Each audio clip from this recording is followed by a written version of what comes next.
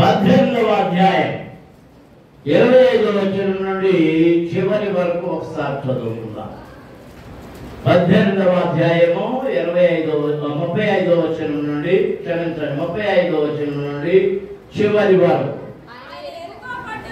ఆయన ఎరుకో పట్టణములకు వాడు గుడ్డివాడు త్రావ ప్రక్కన కూర్చుండి భిక్ష మడుగుకొనుచుండెను.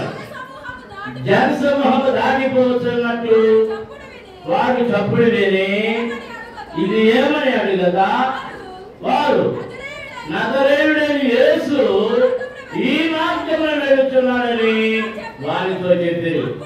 అప్పుడు వాడు యేసు దావీదు కుమారుడా నన్ను కరుణించమని కేకలు వేయగా ఓరకుండమని ముందర నడుచుచుండిన వారు వారిని గద్దించారు. గాని వాడు మరి ఎక్కువగా దావీదు కుమారుడా నన్ను కరుణించమని కేకలు వేశాను.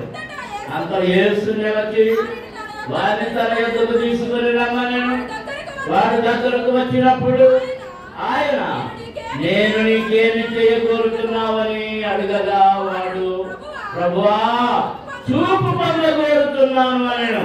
యేసు చూపు పొందము, నీ విశ్వాసము నిన్ను స్వస్థపరచుమని వారితో చెప్పాను. వెంటనే వాడు చూపు పొంది దేవుని మహిమపరచు ఆయనను వెంబడించెను. ప్రజలందరూ అది చూసి దేవుని స్తోత్రము చేసిరి. దేవునికి స్తోత్రం. హల్లెలూయా హల్లెలూయా హల్లెలూయా హల్లెలూయా హల్లెలూయా. ప్రార్థన చేసుకుందాం. కళ్ళు మూసుకోనండి. పరమ తండ్రి పరిశుద్ధ దేవుడా జీవాధిపతి నీకు స్తోత్రములు. ఇంతవరకు మీ సన్నిధిలో పాడాము, స్తుతించాము, ఘనపరిచాము, మహిమపరిచాము. మీరు చేసిన కార్యములను కొనియాడుతూ సాక్ష్యములిచ్చి మహిమపరిచాము ప్రభువా. మీరు మాతో మాట్లాడుచుండగా మేము బలపరచబడుతును ఆదరణ పొందడానికి నీ వాక్యాహారమును తిని బలమునుంది జీవులతో నింపబడడానికి మీరు వడ్డించు ఆహారము కొరకైన హృదయపు పళ్ళెములను పట్టుకొని మీ ముందు నిలిచి ఉన్నాము నాయన. మీరొట్టని విరిచి మాకు పంచండి. ఆ పంచులకు నాకు సమయం ఇచ్చి ఆ కృప ఇచ్చినందుకు నీకు స్తోత్రములు. నేను మనుష్యుడను, పట్టివాడను, మంటివాడను, అయోగ్యుడను, పనికి మారినవాడను నాయన. నీ వాక్య మర్మములు ఎరుగని వాడను. అట్టి నన్ను మరుగుపరచండి. నన్ను మీ సిలువ చాటున దాయని మీ ఆత్మచేత అభిషేకించండి. నా నాలుక ముట్టండి. నా గుండెను, నా మెదడు, నా నాలుక ముట్టి నాలో నుండి మీ స్వరాన్ని వినిపించి వినికిడిలో ప్రతి ఒక్కరిని దీవెనలతో నింపమని యేసు నామమున అడుగుచున్నాము తండ్రి. ఆమేన్. దేవునికి స్తోత్రం. చేతులెత్తి అందరూ దేవునికి స్తోత్రాలు చెల్లించండి. హల్లెలూయా హల్లెలూయా హల్లెలూయా. దేవుని పిల్లలారా, దేవుని వాక్యమును మందిరములోకి వచ్చి వినుట మాత్రమే కాదు, దానిని హృదయములో భద్రం చేసుకోవాలి. భద్రం చేసుకోవడమే కాదు, దాన్ని నెమరు వేస్తూ జ్ఞాపకం ఉంచుకోవాలి. ఎప్పుడైతే నెమరు వేస్తూ జ్ఞాపకం ఉంచుకుంటావో కొన్ని సందర్భాలలో, కొన్ని సమయాలలో, కీడులలో, శోధనలలో, అపాయములలో, ఇరుకులో, ఇబ్బందులో ఆ వాక్యము నిన్ను ఆదరిస్తుంది, బలపరుస్తుంది, తోడుగా ఉంటుంది. దేవునికి స్తోత్రం. హల్లెలూయా. ఆదివారం వాక్యం చెప్పేటప్పుడు ఆగిపోతుంది. రే సురేష్ లేడు అరే అది ఆన్ చేయమనండి. మనం చదువుకున్న వాక్యములో ప్రభువైన యేసు లోకంలో సంచరిస్తూ ఉన్నప్పుడు ప్రతి పట్టణానికి, ప్రతి పల్లెకు, పండసీమలకు, పల్లె సీమలకు ఆయన వెళ్ళి తన మాటలు, తన సువార్తను ప్రకటన చేశారు. పరలోక రాజ్యాన్ని కూర్చున్నటువంటి వార్తలు ఆయన అందించారు. అశుభవార్త. దేవునికి స్తోత్రం. అంతేకాకుండా అవసరతలో ఉన్నవారు, అంటే శరీర అనారోగ్యములతో ఉన్న వారిని బాగు చేయడం ద్వారా, స్వస్థపరచడం ద్వారా వారికి శుభాన్ని అనుగ్రహించారు. దేవునికి స్తోత్రం. హల్లెలూయా. శుభవార్త అనే మాట ఎలా వస్తుందంటే, ఆకలితో ఉన్న వారికి ఆహారము దొరకడం శుభవార్త, దాహము కొనిన వారికి నీళ్లు దొరకడం శుభవార్త, ఆర్థిక ఇబ్బందులు ఉన్న వారికి కొంత సొమ్ము దొరకడం శుభవార్త, బట్టలు చిరిగిపోయి ఏమీ లేకుండా అనాథగా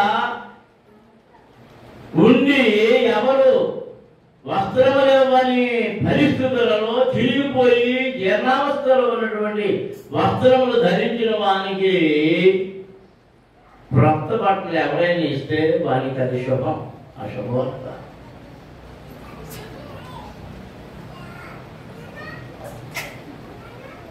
పాప భారముతో కృంగిపోతున్న మనుషుడు, ఆ పాప శాపమున వ్యాధిగ్రస్తున్నటువంటి మనుషుడు మోయలాక కృంగిపోతుంటే వారి దగ్గరకు ఆయన వచ్చి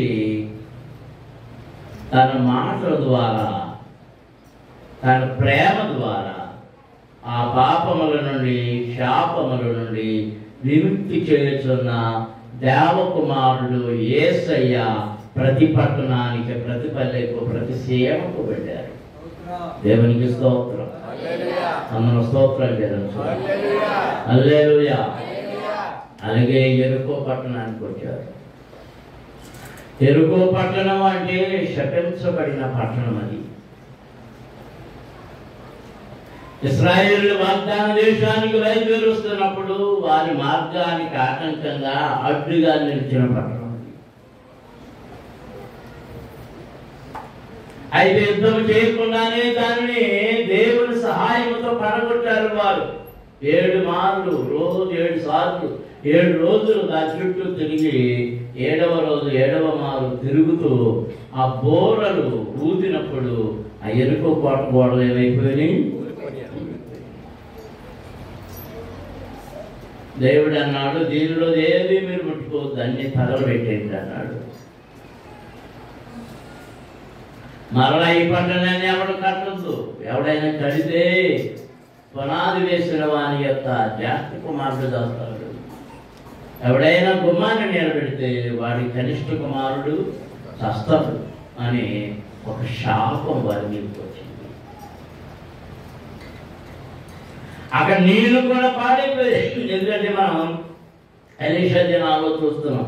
ఎలీషా యెరికో పట్టణానికి వచ్చినప్పుడు వాళ్ళందరూ వచ్చి అంటున్నారు, అయ్యా ఈ పట్టణం చూడటానికి రమ్యంగా ఉంది, చాలా బాగుంది, కానీ ఇక్కడ నీళ్లు మంచిది కాదు, నిస్సారమైనది అని అడిగినప్పుడు దావీదుడైన ఎలీషా ఒక కొత్త పాత్రలో ఉప్పు వేసి తీసుకురమ్మన్నాడు. తీసుకొచ్చినప్పుడు ఆ ఉప్పును అందులో, ఆ పాత్రను అందులో సిమ్మరించినప్పుడు ఆ నీళ్ళమైపోయినాయి, మధురముగా మార్చబడినవి.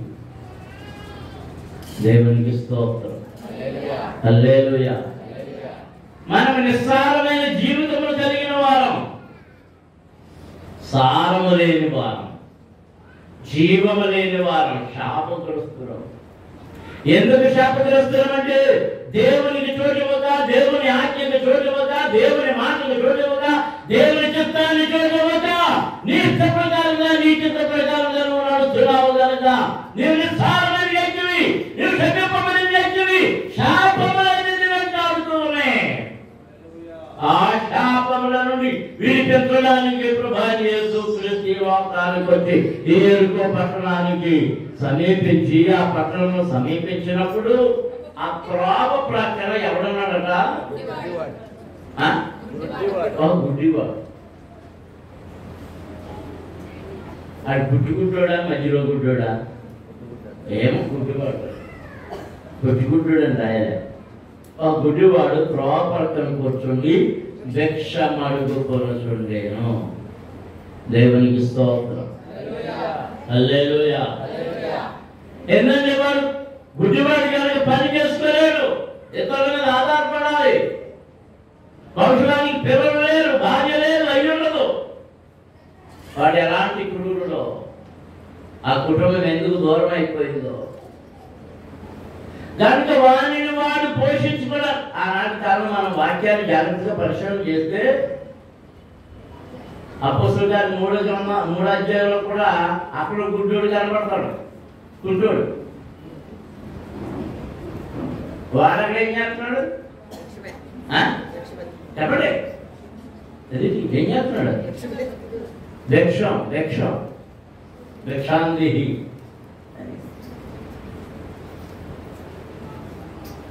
ఈ అంగవికలందరూ వారికి ఎర్నింగ్స్ ఏంటంటే, రాబడి ఏంటంటే భిక్షమే.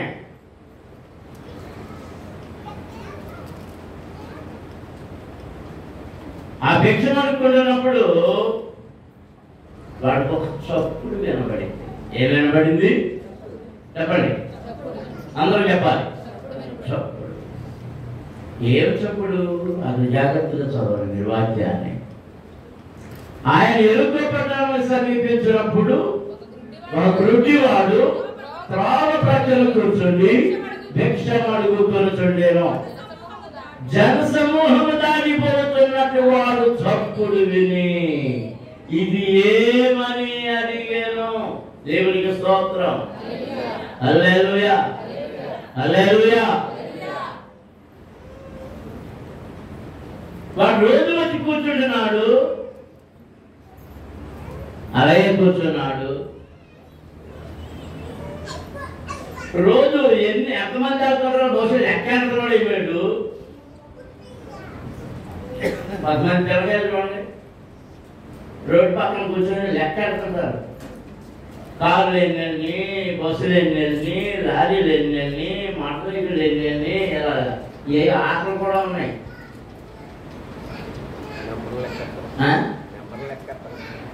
నెంబర్లు. అలా వీళ్ళు బహుశా ఆ లెక్క పెట్టడం కూడా ఉండొచ్చు. వాడికి ఒక విచిత్రమైనది వినపడింది. బహుజన సమూహములు వెళ్తున్న చప్పుడు. ఏ చప్పుడు? చాలా జనసమూహం వెళ్తున్నారు, జనసమూహం వెళ్తున్నారు. జనసమూహం వెళ్తున్నారు కానీ టింగు టింగులు ఎక్కువ వినపడతలే. ఏ టింగు టింగులు? ఇది పల్లెలో చేసేవాడు తక్కువ. వీళ్ళు ఎవరికి ముందుకు వెళ్తున్నారు? అక్కడ వీడు అడుగుతున్నాడు, ఆ తప్పుడు ఏంటి అని అడిగినప్పుడు నజరేయుడైన యేసు ఈ మార్గమున వెళ్తున్నాడని వానితో చెప్పిరి. దేవునికి స్తోత్రం. హల్లెలూయా. ఎంతమంది వింటున్నారు? మీరు ఎంతమంది అర్థం చేసుకుంటారో? ఈ కథలేమో రాసుకొచ్చి చదివితే అవి బాగా అర్థమవుతుంది. శాపగ్రస్తమైన పట్టణం, త్రోవ ప్రక్కన గుడ్డివాడు అడుక్కోవడం, అదే సమయంలో ఆ పట్టణంలోనికి వస్తున్నాడు ప్రభువు. ఆయనకు ముందు వెనుక జనాంగములు ఉన్నారు. ముందుతో జారిపోతున్న జనం యొక్క చప్పుడు విని ఏంటి అని అడిగాడు. అక్కడ ఉన్న వాళ్ళు, ఆ కళ్ళున్న వాళ్ళు ఏమన్నారంటే, నజరేయుడైన యేసు ఈ దారిన వస్తున్నాడు. దేవునికి స్తోత్రం. హల్లెలూయా, హల్లెలూయా, హల్లెలూయా. ఈ దారినే వెళ్తున్నాడు అన్నప్పుడు యేసు దావీదు కుమారుడా నన్ను కరుణించుమని కేకలు వేయగా ఓరకుండుమని ముందర నడుచుచుండిన వారు వారిని గద్దించరు గాని వాడు మరి ఎక్కువగా దావీదు కుమారుడా నన్ను కరుణించుమని కేకలు వేశాను. అంతలో యేసు నిలిచి వారిని తన యొద్దకు తీసుకొని రమ్మనెను. దేవునికి స్తోత్రం. హల్లెలూయా, హల్లెలూయా, హల్లెలూయా. ఇక్కడ కొన్ని విషయాలు మీరు గమనించాలి, నేర్చుకోవాలి.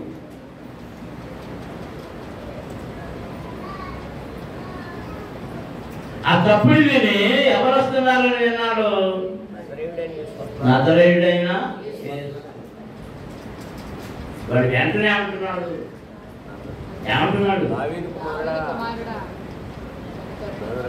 దావీదు కుమారుడా యేసు, దావీదు కుమారుడా నన్ను కరుణించు. నువ్వు ప్రార్థన చేయాలనుకుంటే, దేవుడు నీ బ్రతుకులో అద్భుతం చేయాలనుకుంటే, ఆశ్చర్యకార్యాలు జరిగించాలంటే, నేను స్వస్థపరచాలనుకుంటే, నీ అడ్డంకులు తొలగాలనుకుంటే, ఆయన నిన్ను కరుణించాలంటే నువ్వేమని అడగాలంటే, యేసయ్యా నన్ను కరుణించు. దేవునికి స్తోత్రం. హల్లెలూయా. అదే మనం పాడుతున్నాం. కరుణించి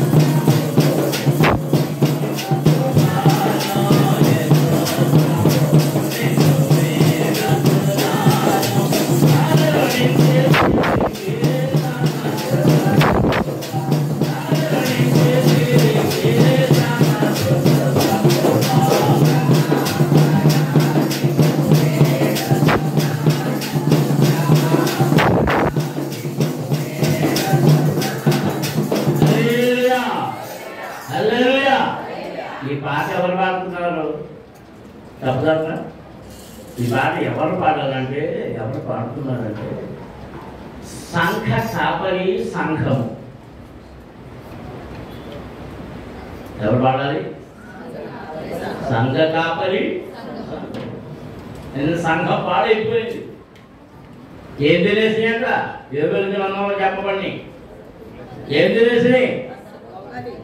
గొంగళ పురుగులు తినేసినాయి, పసర పురుగులు తినేసినాయి, కీట పురుగులు తినేసినాయి, వేరు పురుగులు తినేసినాయి, మేకలు తినేసినాయి.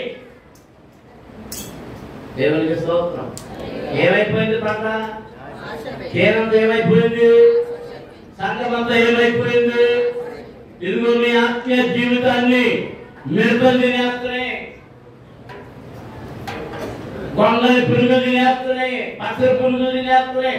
మీలో ఉన్న పచ్చదనం, మీలో ఉన్న ఆత్మీయత, మీలో ఉన్న ప్రార్థన, మీలో ఉన్న విశ్వాసము, మీలో ఉన్న భక్తి, మీలో ఉన్న నమ్మకము, విధేయత అంతా ఎవరు తినేస్తున్నారు?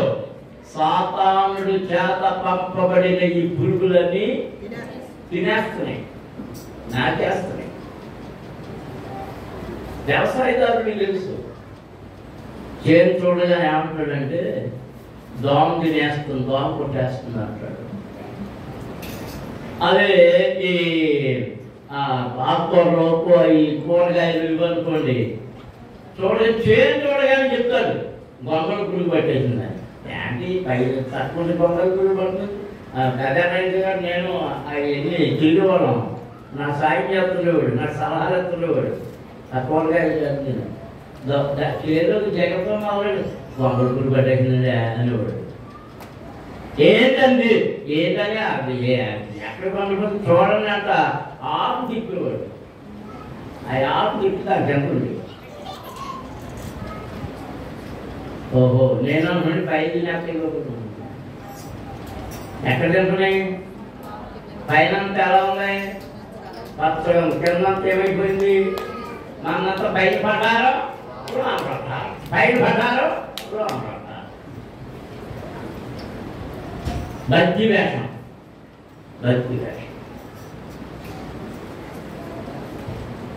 అంటే మనం ఏమో లేదంటే విశ్వాసులమైన భక్తులమన్నా ఆదివారం ఆరాధనకి వెళ్తున్నా, బైబిల్ చదువుతున్నా, ఎందుకు రోగాలు, ఎందుకు బలహీనతలు, ఎందుకు శోధనలు, ఎందుకు ఇబ్బందులు, ఎందుకు తగువులు, ఎందుకు శ్రమలు, కష్టాలు, నష్టాలు ఎందుకు వస్తున్నాయి?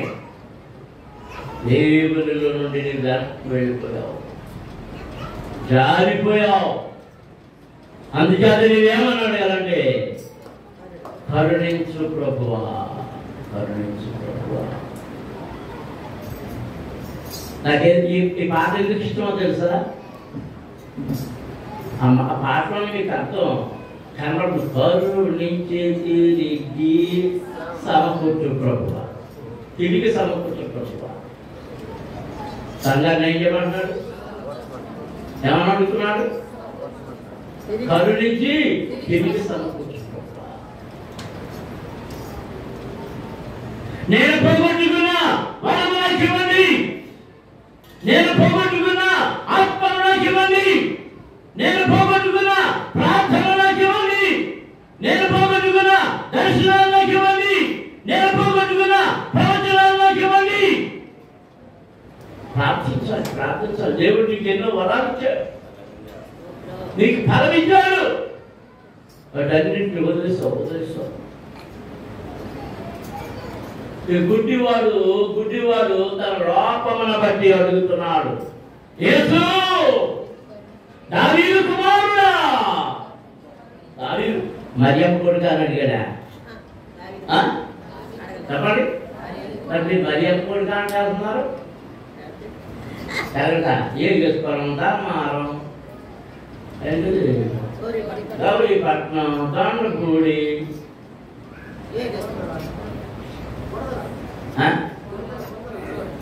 గుణతల, కన్యాకుమారి, తన గొప్ప ఇద్దరు కన్యాకుమారి.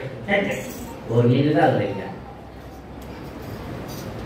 నువ్వు గుణలు వెళ్ళినా, కొండకి వెళ్ళినా, ఆ గౌరీపట్నం వెళ్ళినా, లేకపోతే అక్కడికి వెళ్ళినా, ఆ ఊరు చివరిలో ఉన్న ఆ తొత్తల దగ్గరికి వెళ్ళినా, బడిలో ఉన్న ముత్యాల దగ్గరికి వెళ్ళినా ఉంటుంది.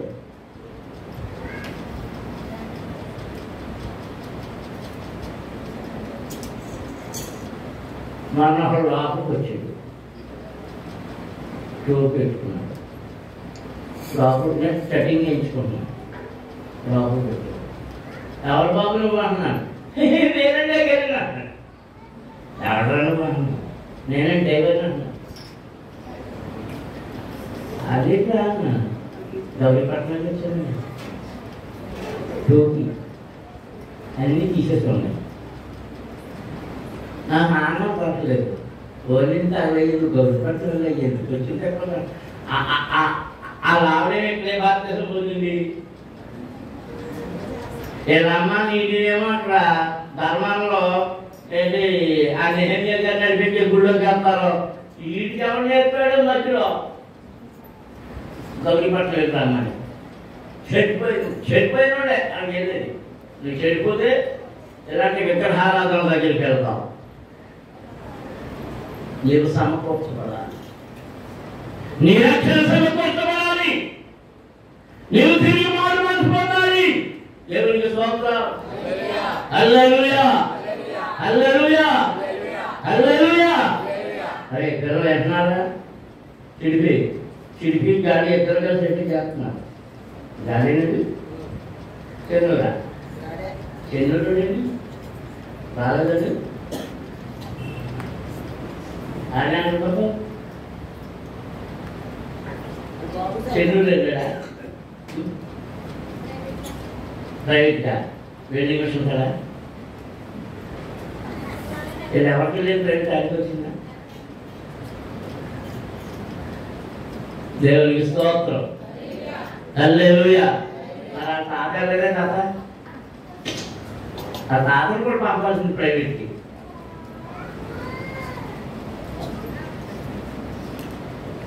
మన ఆత్మీయ జీవితాలు చెడిపోయి దేవునికి దూరం అయిపోయింది వీడు నేత్రములు లేనివాడు కానీ ఏమున్నాయి వాడు ఏమి విన్నాడు ధ్వని విన్నాడు తప్పుడు విన్నాడు నువ్వు దరికి లేవు కళ్ళుండి లేవు నువ్వు ఎలాంటి ఎక్కువ తెలుసా నిద్రపోతున్నట్టు నటించే వ్యక్తిని నిజంగా నిద్రపోయినాడు ఒరే ఒరే ఒరే అన్నట్టు 4-5 దెబ్బలకైనా లేస్తాడు నిద్ర నటించేవాడు కొట్టినా తీసినా ఎలా చేసినా లేకపోయినా ఎలా జారిపోతుంటాడు మెరుపుకుండే నాశనం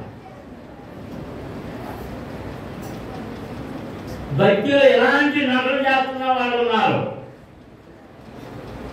తిరిగి మారు మనసు పొందాలి వీళ్ళు ఏమవ్వాలి మారు మనసు పొందాలి దేవునికి స్తోత్రం వీళ్ళు వెంటనే యేసయ్య వస్తున్నాడనే వారికి వాడికి ఒక వెంటనే కొన్ని విషయాలు గుర్తొచ్చినాయి యేసుని గురించి వాడు ఇంతకు ముందు విన్నాడు గుడ్డివారికి కనిపిస్తున్నాడని గుడ్డివారిని నడిపిస్తున్నాడని కుష్ఠరోగులు బాగుపడుతున్నారని ఊతకాళ్ళు ఊత చేతులు కలిగిన వారిని బాగు చేశాడని నచ్చి వారు మాట్లాడుతున్నారని ఎలాంటి అద్భుతాలని విన్నాడు కనుక ఏమంటున్నాడంటే వెంటనే యేసు దావీదు కుమారుడా నన్ను కరుణించు మరి అమ్ముకోడు కానులే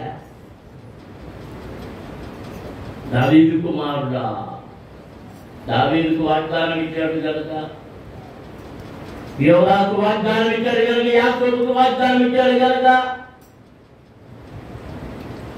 ఆ యాకోబు కుమారుడైన యోధాలో నుండి దేవుడు యోధా సింహము యోధా గొర్రె పిల్లగా ముందు వచ్చాడు ఆ గొర్రె పిల్ల ఇప్పుడెక్కడికి వచ్చింది యేసు దావీదు కుమారుడా నన్ను కరుణించును ముందు నడుస్తున్నాడు కదా బ్యాచి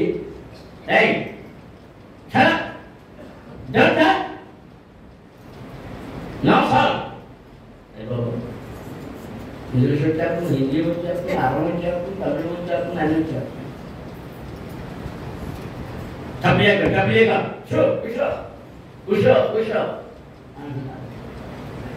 అనేక ఏం చేస్తున్నాడు కదా ఇంకా గట్టిగా యేసు దావీదు కుమారుడా నన్ను కరుణించుము నన్ను కరుణించుము నన్ను కరుణించుము అది ఎక్కడ వరకు పిలిచాడు తెలుసా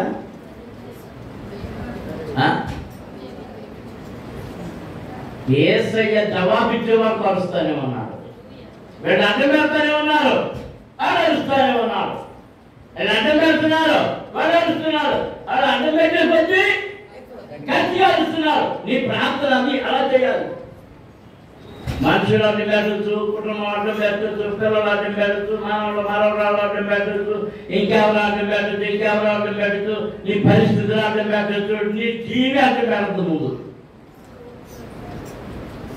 అందరికి అడ్డం పెట్టేది ఎవరు టీవీని ఫోను అది రెండే అడ్డం పెట్టదు ఇప్పుడు ఎవరు పెట్టినా కదా ఎనబడినట్టు నటిస్తాం కానీ ఏ వెళ్తానే మాత్రం నటిస్తాం ఎందుకు మనమే అవి అదే మనమే అవి అవేమా కదా కాదా? కాదని అబద్ధం ఆడవాడు టీవీ ఇంటికి వెళ్ళినప్పుడు పేరుకోలు కాక అమ్మకి ఒకసారి గుర్తుపడ్డారు.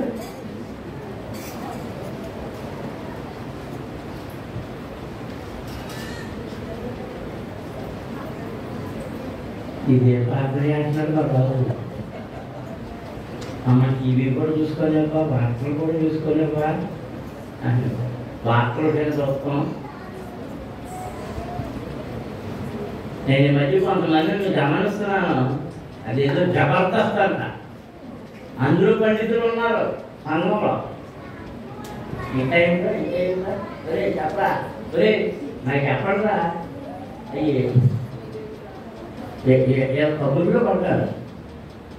జబర్దస్త్ అనుకుంటే ఆయన డ్యాన్స్, బేబీ డ్యాన్స్. ఇంకా అయితే శ్రీదేవి డ్రామా కంపెనీయా? ఆ శ్రీదేవన్నా సరిపోయిందేమో. ఏమిపోతారంట పేరు.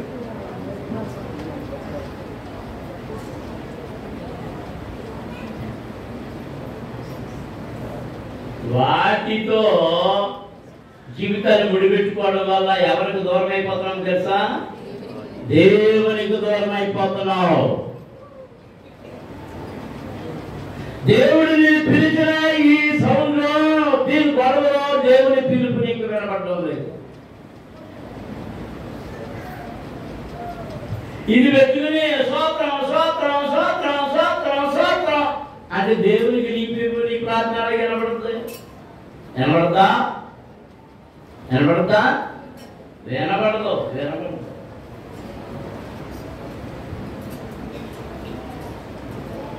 వీళ్ళాగమంటున్నారు. కానీ వీడేం చేస్తున్నాడు?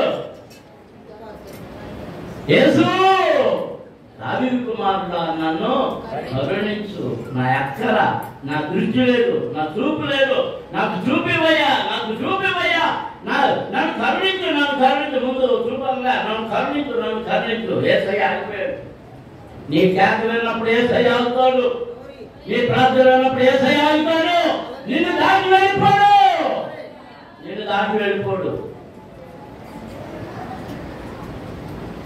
ప్రభు అంటున్నాడు, వాణిని నా ఇద్దరు తీసుకురండి అన్నాడా లేదా? తీసుకెళ్ళారా? ఎంత పడాయి చేసినప్పుడు కూడా యేసు నిలిచి వారిని తన యొద్దకు తీసుకుని రమ్మనేను. ఆయన ఎలా ఇప్పుడు తన దగ్గరకు రమ్మని నువ్వేం చేయాలి? నైమాను అక్కడికి వెళ్ళి మనగడానికి ఏమంటున్నాడు? నువ్వు చెప్తావనేనా? నువ్వు నా దగ్గరకు వచ్చి నన్ను ముట్టుకొని నేను చెయ్యేసి పాత్ర చేస్తావు అనుకున్నాను, ఏదో చేస్తావు అనుకున్నాను, మంత్రాలు ఏదో చదువుతావు అనుకున్నాను. నన్ను అక్కడికి వెళ్ళి ఆ మొనమంటావా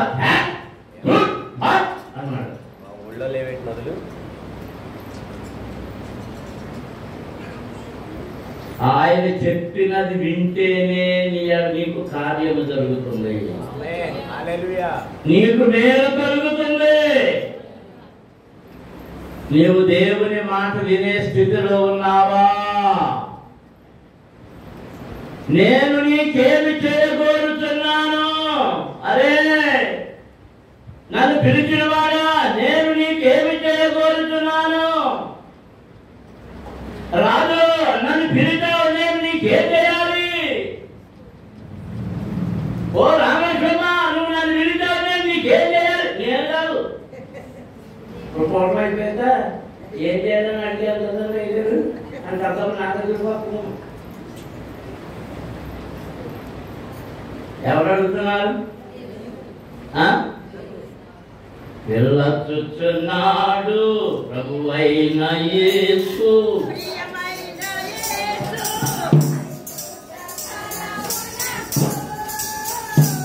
ఆ మాట గుర్తుందా?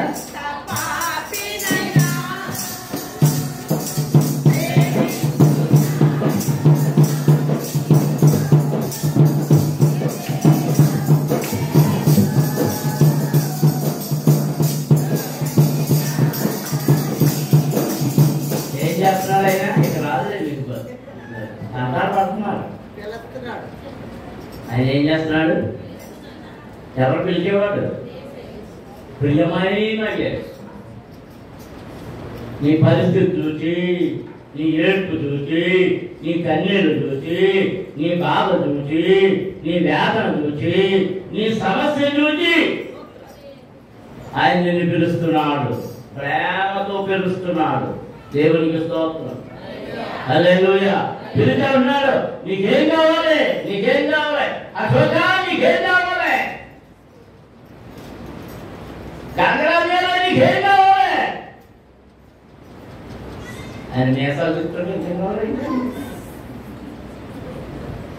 నాకేం కావాలి? నేసాలు చెప్తాను.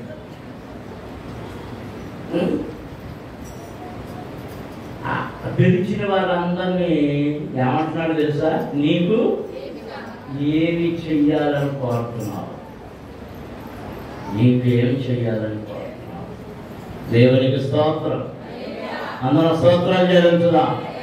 హల్లెలూయా, హల్లెలూయా. వాడు ప్రభువా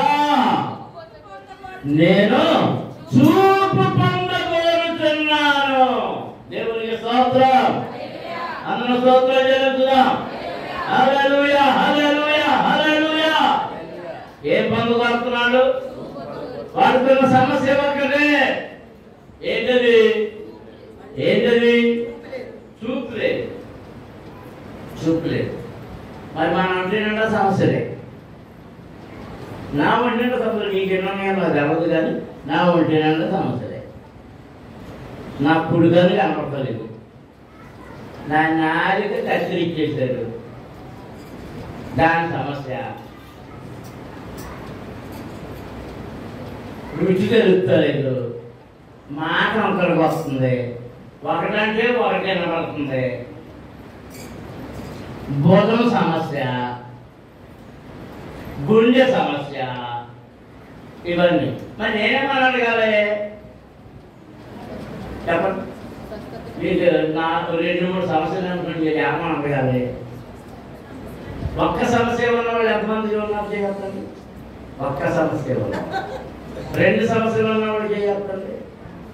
అంటే అసలు సమస్య లేదు. మీకు 3 సమస్యలు ఉన్నవాళ్ళు మరి ఎక్కలేదు కదా. 4 సమస్యలు ఉన్నవాళ్ళు ఏమని అడగాలి? నాయన ఎవరికి సమస్యలు లేవు, ఏం కేటాలేదు, సమస్యలు ఉన్నవాళ్ళు ఏం చెప్తున్నారు వాళ్ళని మాత్రం స్వస్థత. నేను అది ప్రార్థన చేస్తున్నాను. ఏమని చేయాలంటే మనం నాకు స్వస్థత కలగజేయి, నాకు నెమ్మది కలగజేయి. దేవునికి స్తోత్రం. అందరూ స్తోత్రం జరుగుతుందా? హల్లెలూయా, హల్లెలూయా, హల్లెలూయా, హల్లెలూయా. కరుణ కలిగిన ప్రభు, ప్రేమ కలిగిన మహోన్నతుడు, సర్వాధికారి అయిన దేవుడు నీకు మేలు చేయాలని ఆయన ఇష్టపడుతున్నాడు. దేవునికి స్తోత్రం. హల్లెలూయా, హల్లెలూయా. ప్రభువా చూపు పొందగోరుతున్నాను. యేసు చూపు పొందము, నీ విశ్వాసమును స్వస్థపరచెను, నీ విశ్వాసమును స్వస్థపరచెను. దేవునికి స్తోత్రం. హల్లెలూయా, హల్లెలూయా. నువ్వు నయమాన్గా ఉంటే స్వస్థపడు.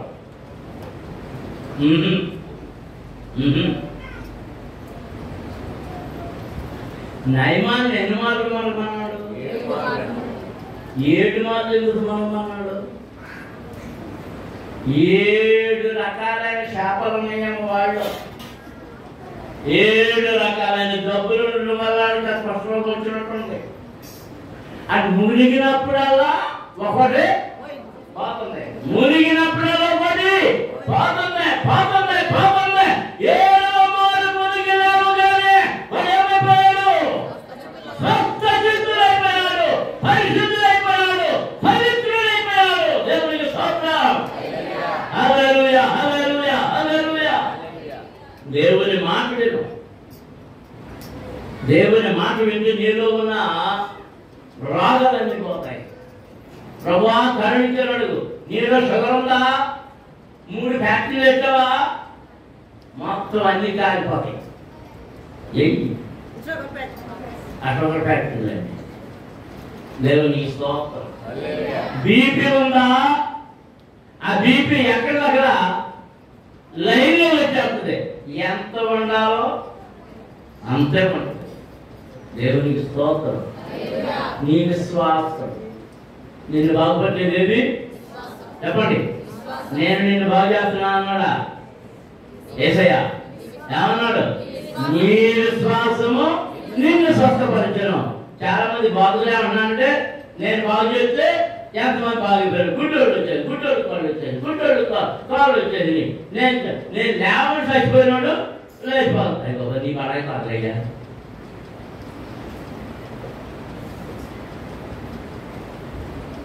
వాని విశ్వాసము వానికి దృష్టి తెచ్చింది. నీ విశ్వాసమే బాగుపడుతుంది. మీరు విశ్వాసం లేక ఓ తిప్పుడు చెప్తున్నాం.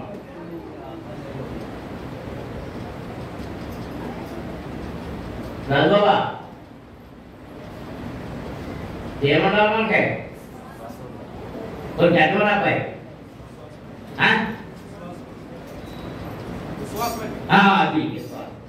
దేవునికి స్తోత్రం.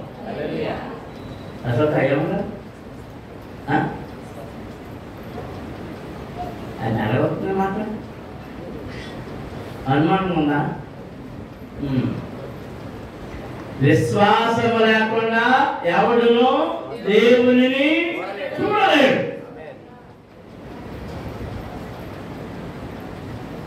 హృదయ శుద్ధి గల వారు ధన్యులు, వారు దేవుని చూడగలరు. దేవునికి స్తోత్రం. దేవుడు నాకు కనపడ్డాడు, నాకు చెప్పాడు. ఈ దొంగ మాటలు వద్దు, ఆ దొంగ మాటలు వద్దు. ఒక్క సమాధానం నాకు చెప్పండి. మీరు ఎవరైనా తెలిసినోడు నాకు తెలవదు. దేవుడు దర్శనం, దేవుని చూడగలిగిన మనుషుడు ఎవడున్నాడు? చూసిన మనుషుడు ఎవడున్నాడు?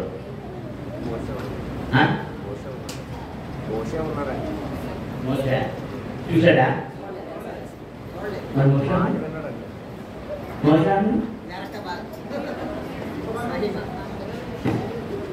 మోసే గారు అడిగాడు, నా ఆశయ నిన్ను చూడాలని, సర్వతం మీద నిన్ను చూడాలయ్యా అంటే ఏదో పాట పాడేది పాపం. అవన్నీ మర్చిపోయింది. మనవడ పాడడం మొత్తం అన్ని ఇప్పుడున్న పాట కూడా మర్చిపోయింది. ఆశ అయితే ఉంది,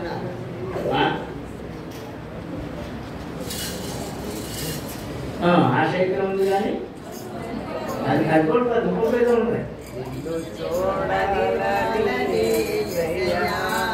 అదేదో ఉంటాయి. పోతే ఈ పాట ఇప్పుడు నేను మోసపోయేలాగున్నాను.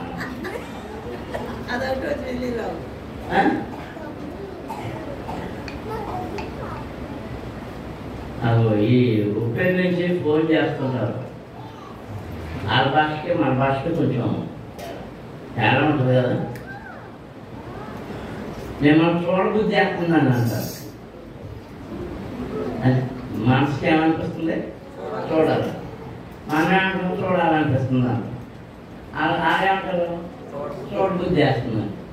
నాకు వినడానికి విచిత్రం, కొంచెం భాష వేరుగా ఉంటుంది కానీ మాట మాత్రం ఉద్దేశం ఒకటే. దేవునికి స్తోత్రం. హల్లెలూయా. వీడు ఎందుకు కన్నులు కావాలన్నాడు? లోకాన్ని చూడటం కోసం కాదు, ముందు అద్భుతాలు చేస్తున్న యేసుని చూడడం కోసం కలిగారు. దేవునికి స్తోత్రం. హల్లెలూయా. కనలేని కన్నులేరనయ్యా,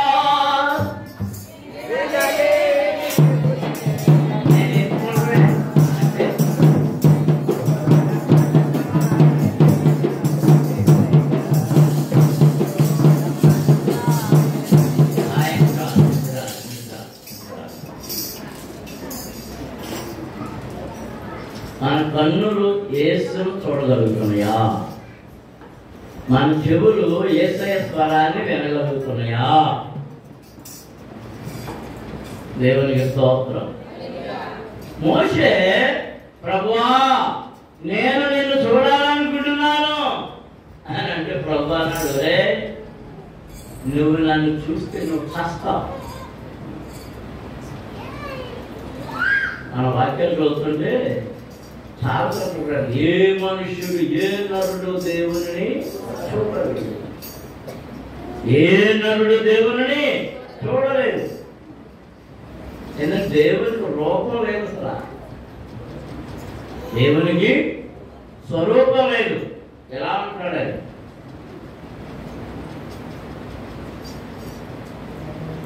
కోటి నీతి సూర్యుల కాంతి, కోటి సూర్యుల కాంతి ఒకసారిగా వస్తే మన కన్ను భరించగలదా? కళ్ళు మూసుకున్నా భరించలేదు. మరి ఇంకే చూడగలుగుతా? మరి నేను ఎలాగైనా చూడాలనుకున్నానయ్యా. అయితే నేను నిన్ను బండ సందులో దాస్తాను, నా చెయ్యి నిన్ను కప్పి, నేను నిన్ను దాటిపోయి వెళ్ళిపోయిన తర్వాత నువ్వు నా వెనక భాగాన్ని చూడు అన్నాడు. ఆయన దాటి వెళ్ళిపోయాడు, చెయ్యి తీశాడు, వెనక భాగాన్ని చూచే తట్టుకోలేకపోయాడు. ఆ ప్రకాశం అంతా మోషే మీద పడింది. మోషే కొండ దిగినప్పుడు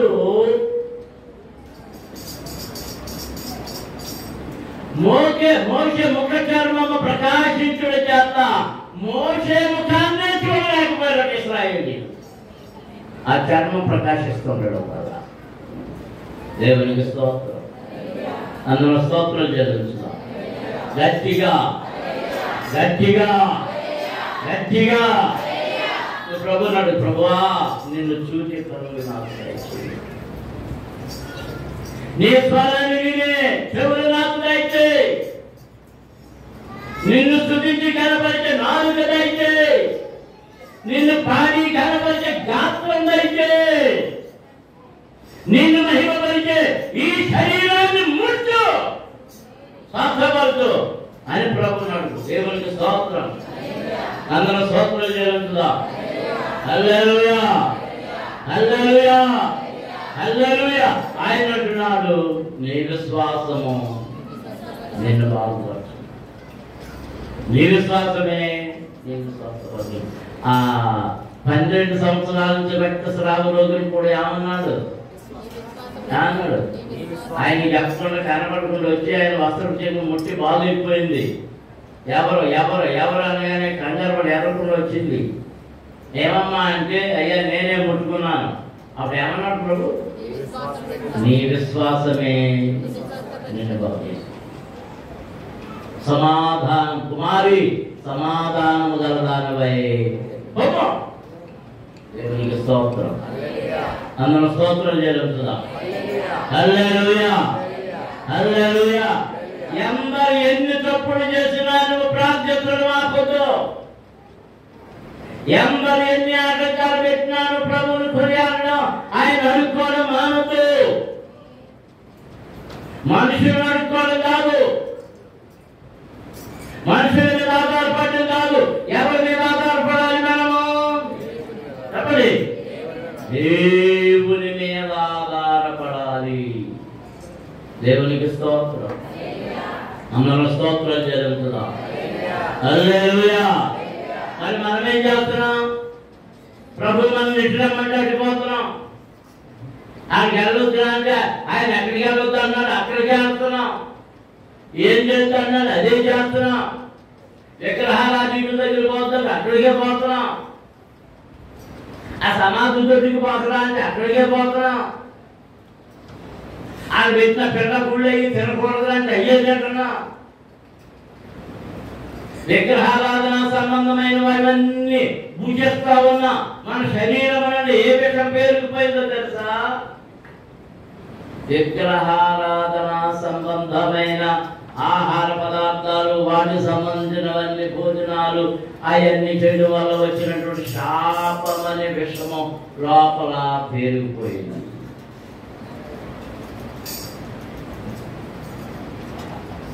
అది నిన్ను బాధిస్తూ ఉంది, నిన్ను బాధిస్తూ ఉంది, నిన్ను గిచ్చుతూ ఉంది, నిన్ను గిచ్చుతూ ఉంది. మోకరించండి ఎవరారా, ప్రభు దగ్గర మనం ప్రార్థించడం నేర్చుకోవాలి. ప్రభు యొక్క కరుణతో కలగాలి, కృపతో అడగాలి. స్వస్థత కోరితే ప్రభు నన్ను కరుణించాలి, ప్రభు నాడు. విడుదల కోరితే ప్రభు నేను బంధకాల్లో ఉన్నానయ్యా, నన్ను విడిపిస్తూ. నీ బ్రతుకులో ఏది అవసరం ఉందో, ఏది లోటుగా ఉందో, ఏది అక్కరగా ఉందో దానిని ప్రభు దగ్గర పరువు. నిన్ను ఆనందపెట్టే వాళ్ళు ఉంటారు, నీ స్నేహితులు ఆనందపెట్టవచ్చు, నీ అన్నదమ్ములు ఆనందపెట్టవచ్చు, నీ కులం ఆనందపెట్టవచ్చు, నీ బంధువులు ఆనందపెట్టచ్చు, నీ పిల్లలు ఆనందపెట్టచ్చు, నీవి ఎప్పుడు ఆనందపెట్టచ్చు, నీ స్నేహితులు ఆనందపెట్టచ్చు. మరి ముఖ్యంగా నీ ముఖ్య స్నేహితులైనటువంటి ఆ జీవి, ఆ ఫోన్లు నిన్ను ఆటంకపెడతారు. వాళ్ళ ప్రకృతికి ఏంటి? ఆయన ముందు వినయంతో విధేయతతో మాట్లాడు, ప్రభువా నన్ను కరుణించు, నన్ను కరుణించు, దేవా నన్ను కరుణించు, నన్ను కరుణించను. విశ్వాసము ప్రార్థిస్తే ప్రతి కార్యము జరుగుతూ ఉన్నది. నువ్వు సంపూర్ణ విశ్వాసంతో ప్రార్థిస్తే నీ వ్యాధి తొలగిపోతూ ఉన్నది. నీ విశ్వాసం ద్వారా నీ శరీర వ్యాధి అయిపోతుంది. నీ విశ్వాసం ద్వారా నీ బీపీ కంట్రోల్లోకి వస్తుంది. నీ విశ్వాసం ద్వారా నీ లంగ్స్ ఊపిరితిత్తుల్లో ఉన్న సమస్య తీరిపోతూ ఉన్నది. నీ విశ్వాసం ద్వారా నీ పిల్లలకు ఉన్నటువంటి బలహీనతలన్నీ స్వస్థపరచబడతాయి. నీ విశ్వాసం ద్వారా నీ కీళ్ళ నొప్పులు, కాళ్ళ నొప్పులు, మకాళ్ళ నొప్పులు అన్నీ అయిపోతున్నాడు. నీ విశ్వాసం నిన్ను బాగు చేస్తున్నది. నీ విశ్వాసం నీకు మేలు చేస్తూ ఉన్నది. నీ విశ్వాసం నీకు సహాయం చేస్తూ ఉన్నది. నీ విశ్వాసం నిన్ను ప్రతి నడిపిస్తూ ఉన్నది. నీ విశ్వాసం సముద్రం మీద నడిపిస్తూ ఉన్నది. నీ విశ్వాసం అగ్ని మధ్య నడిపిస్తూ ఉన్నది.